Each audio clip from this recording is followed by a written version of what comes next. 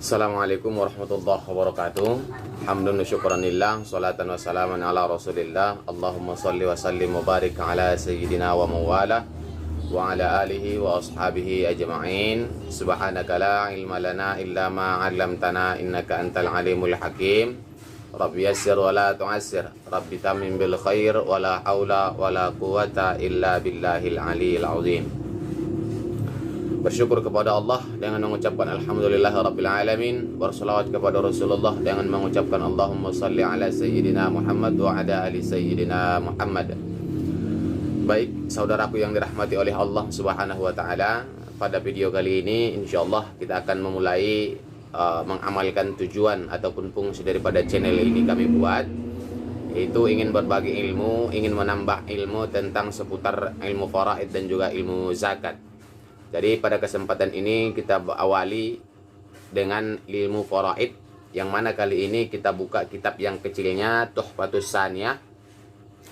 Insyaallah ini akan kita buka dari awal ya, dan ini secepat mungkin akan kita selesaikan pembahasannya. Langsung saja. Bismillahirrahmanirrahim. Alhamdulillahil wahhabil mannan al-mun'imi alaina bi ni'matil islam wal iman.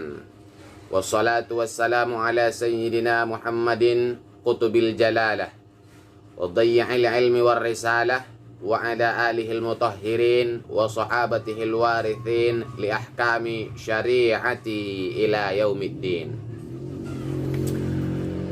Itu adalah merupakan muqaddimah daripada si pengarang kitab, berbentuk pujian kepada Allah Ta'ala dan salawat kepada Rasulullah. Kita lanjutkan al-muqaddimatu, pendahuluan. Ilmul faraidi. Jadi sebelum kita lebih lanjut membahas tentang isi daripada kitab Tuhfatus Saniyah ini, maka alangkah lebih baiknya kalau kita kenali dulu, kita pahami dulu apa sih sebenarnya yang dimaksud dengan ilmu faraid itu. Pengertian ilmu faraid apa? Di sini disampaikan ilmul faraid huwa fiqhul mawaris wa ilmul hisab al-muwassilu li ma'rifati ma yukhassu kullu dhi haqqin minat tirkah.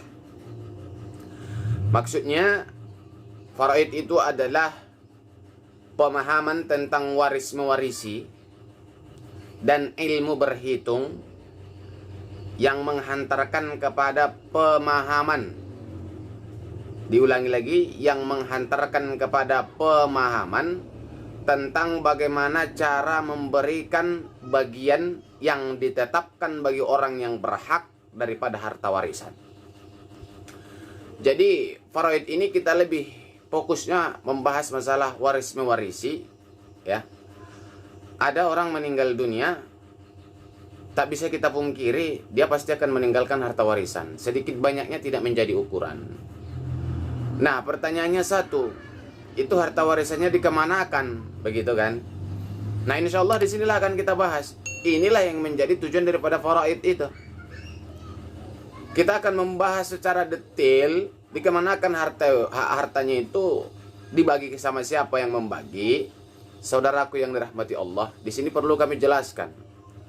Di era sekarang, di alam kita sekarang, kalau ada orang yang meninggal dunia, itu harta yang ditinggalkan. Kalau si suami yang meninggal, itu semua diambil alih oleh istri. Kalau si istri yang meninggal, harta semua diambil alih oleh suami. Perlu kami sampaikan, saudaraku yang dirahmati oleh Allah, kalau yang meninggal itu masih punya orang tua, orang tuanya berhak dengan hartanya itu. Yang meninggal itu punya anak, anaknya berhak dengan hartanya itu. Inilah yang mau kita bahas gitu. Dan inilah yang menjadi topik pembahasan dalam faraid, supaya kita nggak salah dalam melangkah. Tatkala ilmu faraid kita kesampingkan, maka sangat besar dosa yang akan kita terima dari Allah Subhanahu wa Ta'ala.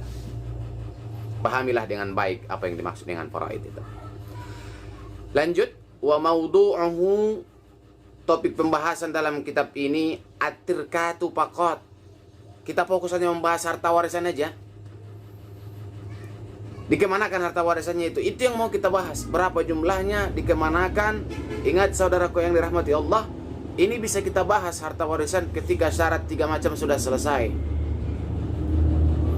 Ketika syarat-syarat untuk membagi sudah terpenuhi semuanya, hutangnya sudah kita bayarkan semuanya, wasiatnya sudah kita laksanakan semuanya, biaya pengurusan jenazahnya sudah kita keluarkan semuanya, barulah boleh harta warisan untuk kita bagi. Lanjut, wawadi'uhu, peletak hukum dasarnya siapa? Sumbernya siapa? Pengarangnya siapa? Ini agak tampil beda, saudaraku yang dirahmati Allah. Pengarang langsung, peletak hukum dasar daripada ilmu faraid adalah langsung Allah Ta'ala. Berbeda dengan pelajaran yang lain. Fikih, karangan para ulama. Usul fikih, karangan para ulama. Nahu, karya ulama. Sharaf, karya ulama. Faraid, Allah Ta'ala yang punya wewenang dengan ketetapan-ketetapannya. Ini salah satu kemuliaan, kelebihan daripada ilmu faraid. Saudaraku yang dirahmati oleh Allah. Lanjut, wa hukmuhu, dan hukum-hukum mempelajari faraid itu apa? Di sini ada dua disampaikan. Al-wujubul aini awil kafai. Pertama, hukumnya adalah wajib ain. Boleh juga melangkah kepada yang kedua, atau wajib kifayah. Maksudnya kalau wajib ain apa? Saudaraku yang dirahmati Allah, ini bergantung kepada daerah kita masing-masing, bergantung kepada kampung kita masing-masing, bergantung kepada tempat tinggal kita masing-masing. Kalau di daerah kita, di wilayah kita masih ada orang yang paham dengan faraid, banyak orang yang mau dengan faraid, banyak orang yang mengamalkan ilmu faraid, maka hukum belajar ilmu faraid adalah wajibul kifayah. Tapi sebaliknya, kalau sudah tidak ada lagi, minim orang yang paham dengan faraid, tidak mau orang dengan faraid. Kenapa? Tidak sesuai dengan hukum yang sekarang berlaku di dunia. Maka saudaraku yang dirahmati Allah, mempelajari faraid tak ada tawar-menawar lagi.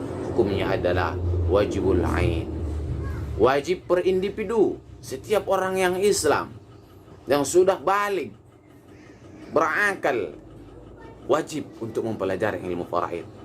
Dari situlah kami tergugah untuk memunculkan channel ini, agar kita saling berbagi ilmu, berbagi pengetahuan.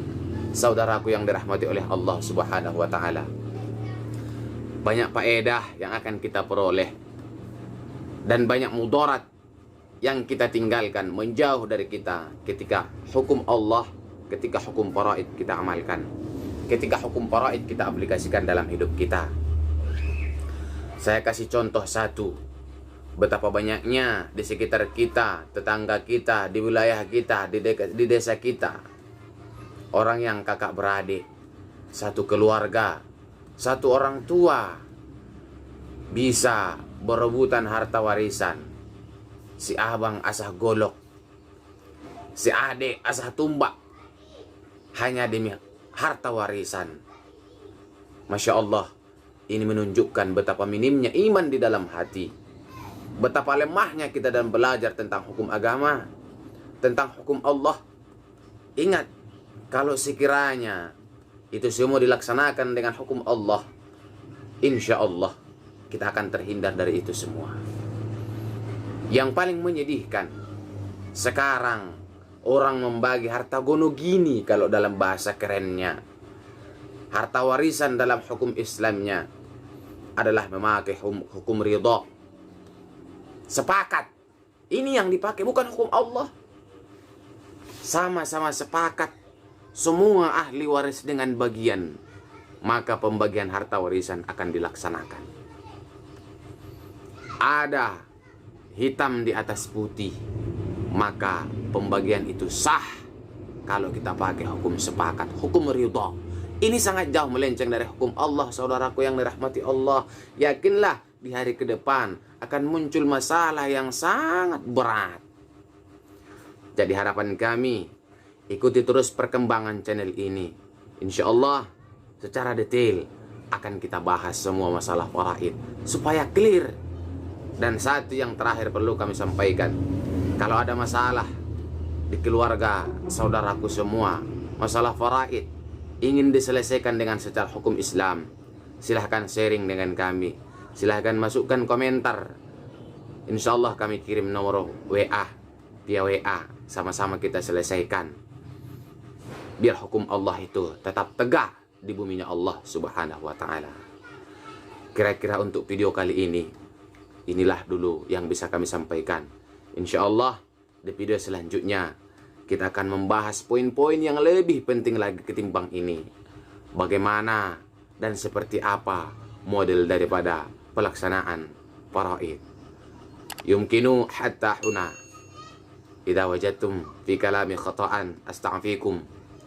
Wallahul muwafiq ila aqwamit thariq. Wa basyiril mu'minin. Wassalamualaikum warahmatullahi wabarakatuh.